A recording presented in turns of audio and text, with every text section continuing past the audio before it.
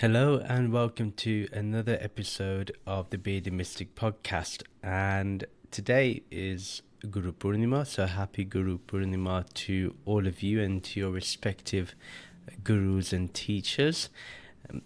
The guru is very important when it comes to spiritual practice. I think we all know the importance of having a guru, but sometimes we can ignore the importance of having a living teacher who can guide us, who can embody the very spiritual values that we should be applying into our own lives. I know it's very easy sometimes to impose the physicality and the importance of the physical, but what does the guru really do, and why do we celebrate the guru so much? Now, the guru is a medium for the highest wisdom, in the sense of, in my own life, it's the guru that shows you or reveals to you the Brahm Gyan, the knowledge of the formless, the knowledge of Brahman, the knowledge of the ultimate reality, and discloses that knowledge to you, imparts that knowledge to you. Now, that's the first step of what a teacher does, and it's important. It's an important step to know how to recognize our true nature. And so through Brahm Gyan, we are shown our true nature as formless consciousness or formless awareness. And that's where the guru's job is more or less done. Now, that would be ideal. And I say it's ideal because it would be easy then. However, people like me, we are householders, so we have roles to perform in society. We have jobs to maintain and keep up with. We have families and we have friends, and we have a social circle, and with those social circles comes social norms, and we have to live accordingly. And how do we balance spirituality in those moments? And that's when the guru comes in with the ethical side, the morality side, where they teach us basic human values of how to keep our humanness and our humanity in check whilst pursuing a spiritual life. Now, when we are attuned to the guru's message, and the ultimate message is always Brahm Gyan, by the way. What does it mean to have devotion or gratitude towards the guru? Now, in my opinion, it's literally living in the awareness of formless awareness at all times. That is the best gratitude, the best practice, the best appreciation towards the guru. If you really want to show your devotion, giving your gurus platitudes of praise is not going to do anything if your life is not actually living according to that teaching of Brahm Gyan, the embodiment of Brahm Gyan, the living in the awareness of formless awareness. Unless that's not done, it doesn't matter what praises we give the guru in front of the guru is not going to be impressed. I've seen it literally. Once I attended a samagama, satsang, where my guru was present, and this was during Babaji's time, so it's quite some time ago, around 10 years ago, more than 10 years ago, in fact. And the reason why I'm saying that, I don't want to let in on what I saw, because if I tell you the time period, some people will know what I'm talking about. But I attended a particular samagam in a particular location, and the in charge of that location, of that branch, of that satsang was, giving heaps of praise to Babaji, and Babaji didn't smile once. And so I asked Babaji afterwards, I was like, this person praised you, but you didn't smile. And he just said, you were observing all this. And I said, yeah, I observed you not smiling. And I said, I'm assuming you didn't find it genuine.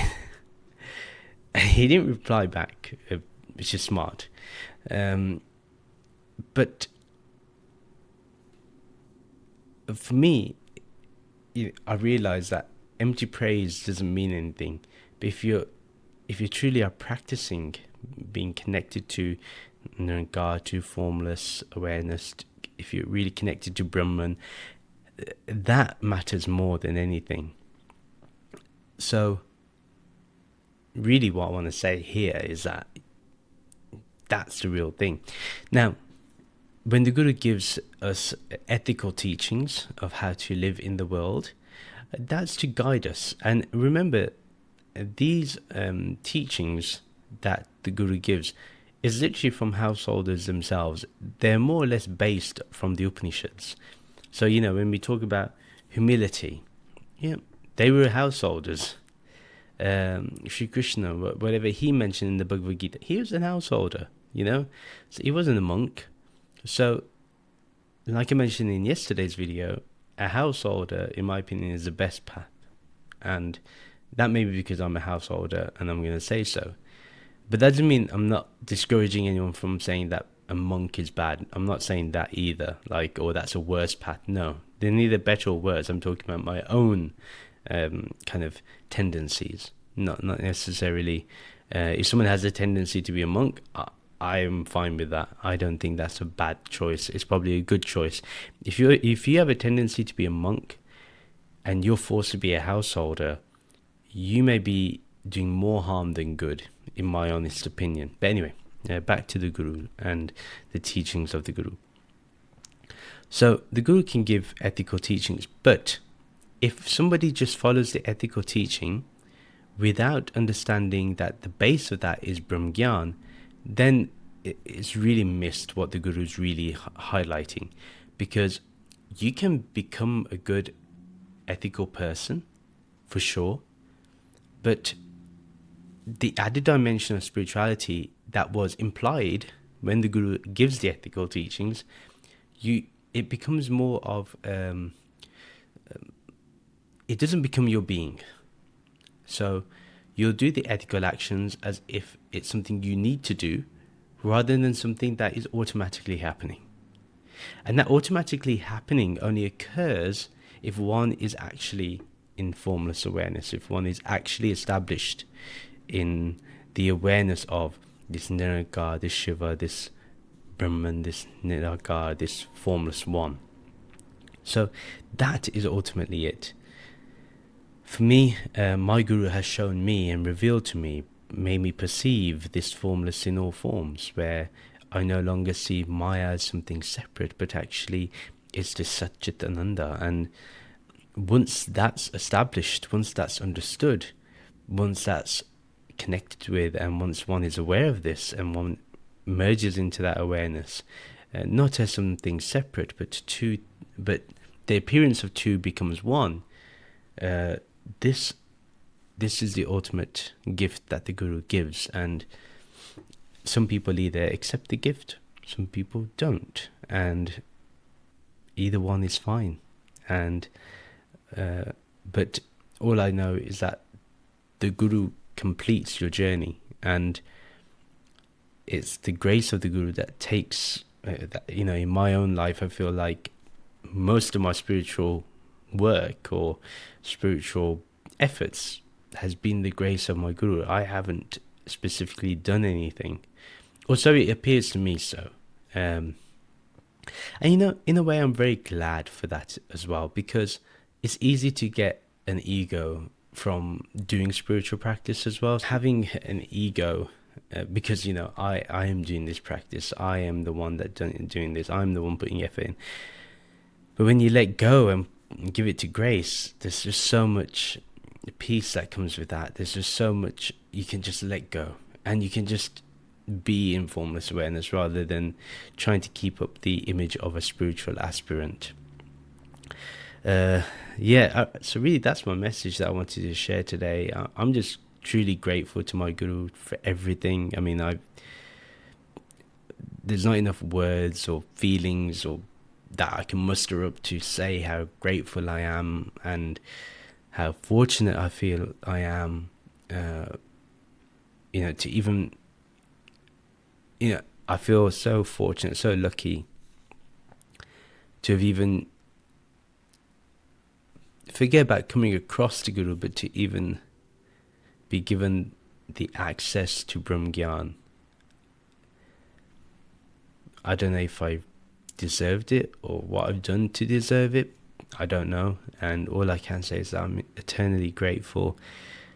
And I just pray that I can be a good disciple. I don't know if I am a good disciple to remain a good disciple, but if I'm not a good disciple, to be a good disciple. I think it's, really difficult to be a true disciple, and ever since Krish has been born, I feel even more pressure to show, not to show, but to be the right disciple, to be the right example of how to be a disciple. And I think that's been important for me. And every step that I'm taking ever since he's been born is to show that, and to try and be that disciple, that one that my Guru expects, but the one that I want my son to be. Because in the end, the world will always be dazzling in all its glory, but if anyone has seen the light of truth, you know that the dazzling of the world is literally an iota of the light of the truth. And again, this is all Guru's grace that comes in play. And so when I received Brahmgyan from Babaji to today, under the guidance of Mataji, and even so Satguru Mataji and Rajpitaji, both of them have been influential, because I'm part of the Ningari tradition, and that's my foundation. And yes, I've utilized Advaita to understand this Brahmgyan fully, and to actually practice this Brahmgyan fully in all its dimensions. I feel that Advaita Vedanta has given those missing pieces that I found, that I felt was there. And all I can say is, being a sincere devotee, being a sincere disciple makes a difference. And yeah, what can I say? The Guru has to take you to where you truly are, to your true nature. And I think sometimes we don't understand that. The Guru is not there to make us feel blissful. And this is an important thing. Because when you realize your nature is bliss, you no longer feel bliss. No longer do you feel peace. You are peace itself. And that's what the Guru really gives. And sometimes we try to think that, and yes, we do. Obviously, I remember, and when you're in the Guru's presence, of course you feel happy and joyful and yes, ecstatic, definitely. But what about when you're not in the physical presence? Can you be the same in the day-to-day life when you're not in the physical presence? Can you have that same amount of love and joy? And that can only happen if we connect to the formless, and then we immerse our awareness into the formless, where only the formless remains. So ultimately, that's my take, and those are my few words. And I just want to wish everyone a happy Guru Purnima, to you and your respective gurus, and obviously happy Guru Purnima to my own gurus. And I thank them from the bottom of my heart, whether that's Sadhguru Mataji, Rajpitaji, or Swami Silvarapiyanandaji, and so many others that I've encountered throughout the years who have helped me. Even people who may not have an official guru title, like those who have helped me on my journey, are more or less a guru to me, and they have added to my spirituality, and I am grateful to them. And even to those of you that have asked questions or who have encountered my podcast and have spoken to me, I've learned from you also. And so I thank you for allowing me to learn from you. And I hope that I can continue to have that aspect in me of learning and seeking and just being grateful for the wisdom that you all share. Thank you everyone for listening. Take care. Namaste.